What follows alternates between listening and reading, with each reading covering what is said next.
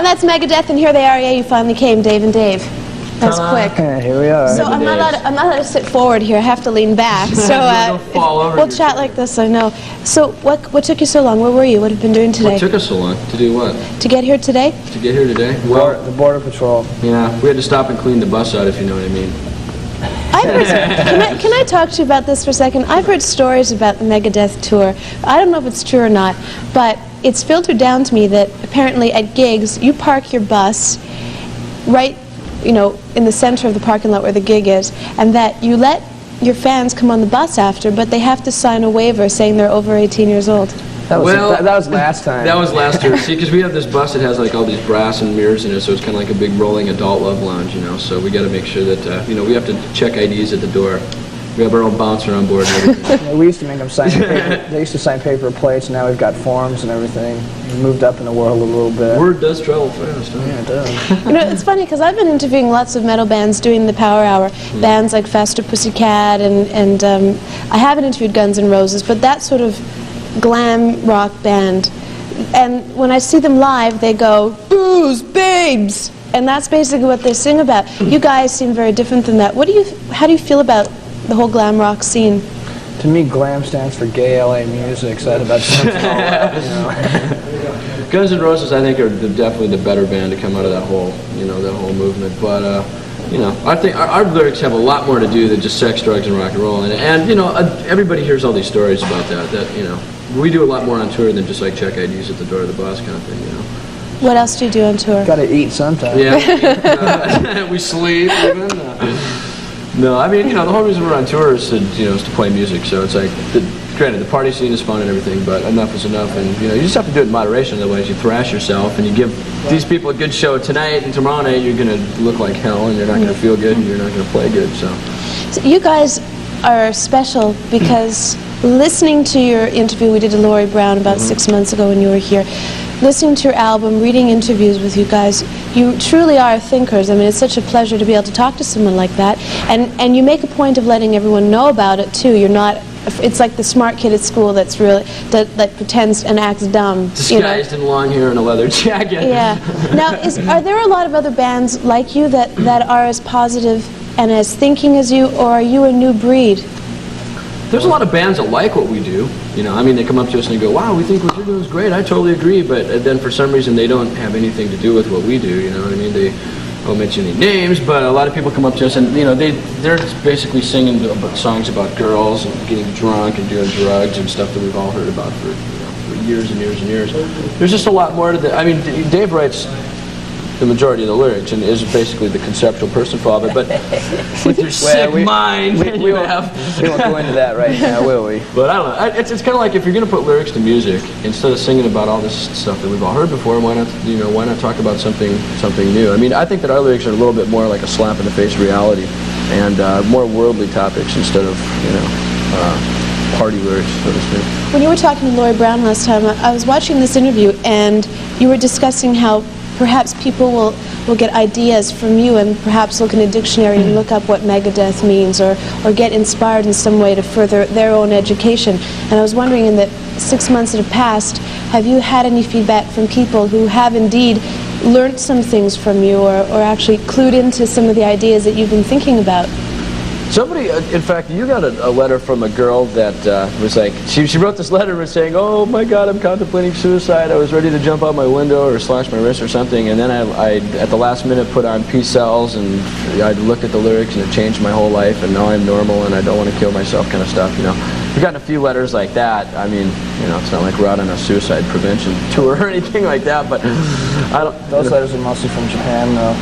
I guess the suicide rate over there is either higher or it's more fun to kill yourself over there because so many people write about, you know, the Japanese Christians that have to go to college and their parents.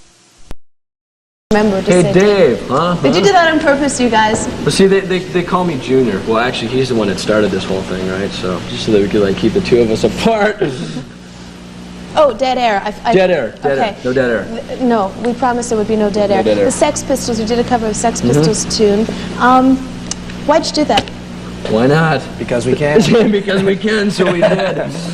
What kind of reaction are you getting from that? It's good. You know what? When we were on tour with Dio, before this record, So Far So Good, even came out, it's like we were doing Anarchy for the encore every night, and like everybody knew the lyrics to it. It was so cool because it's like that's not one of those songs that came out and was like a big hit, but like over the years, would it come out like 10 years ago, something like that, when Nevermind the Bollocks came out, and when Anarchy came out as their single and everything. But now 10 years later, it's like it's a popular song. It's like an anthem song, Yeah. which is really cool.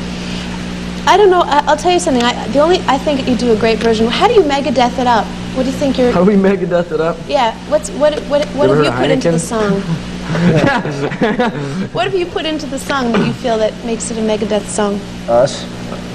I don't know. I think I think that if you just turn the record to 45 most of the times, you know, the original, that's how our version ends up. Yeah, it's like when Steve Jones came in there, he's like, man, I can't pedal that fast here, I'll just hit chords, you know? And he's like, That's funny. Like, okay, Steve, cool. Steve wrote in on his Harley, sitting on a guitar case with a broken left arm, and he goes, "Yeah, well, give me $100 and some suction."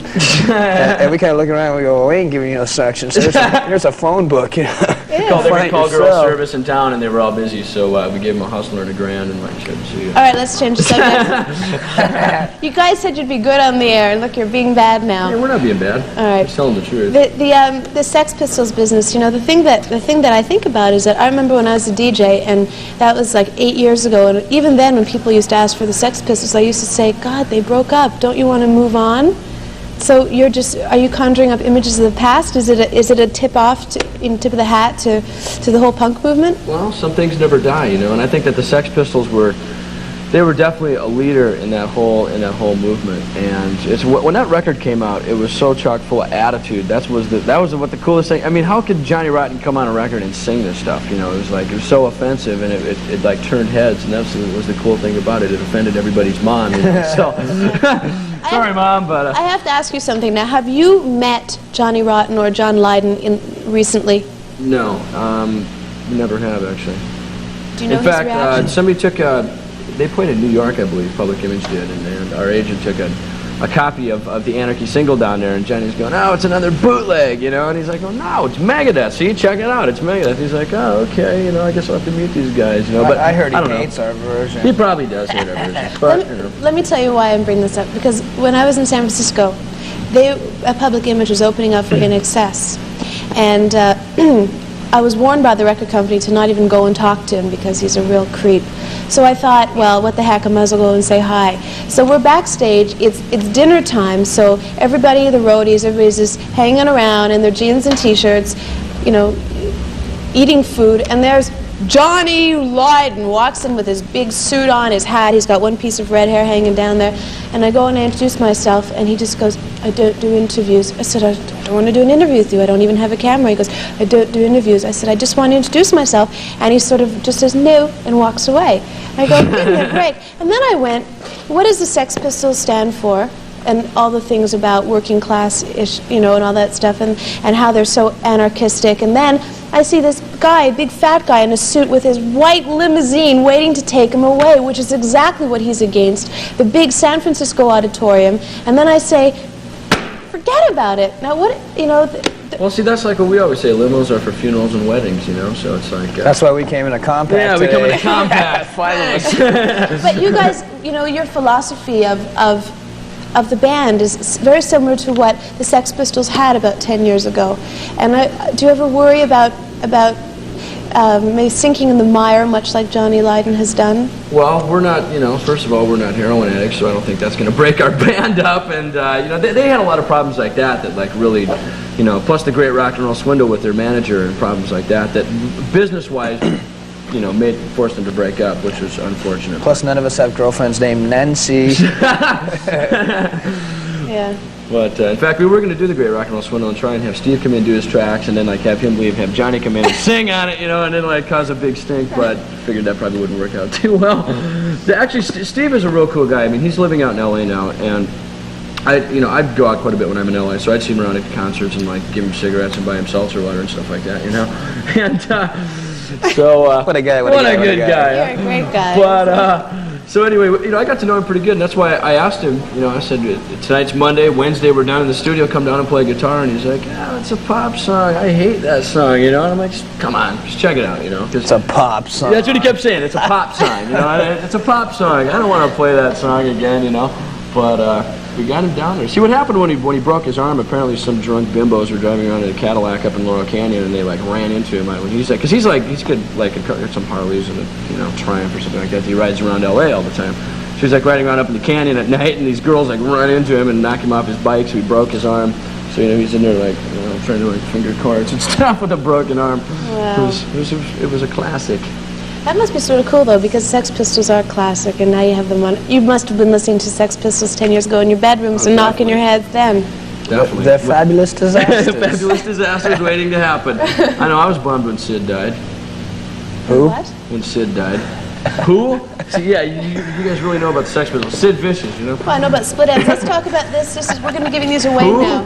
We're going to be giving these away. Let me just clean this off a bit. This is the album. Pull it out of oh, the actually, attic no, it's a 12-inch. And we have, Anarchy in the UK, Devil's Island, live.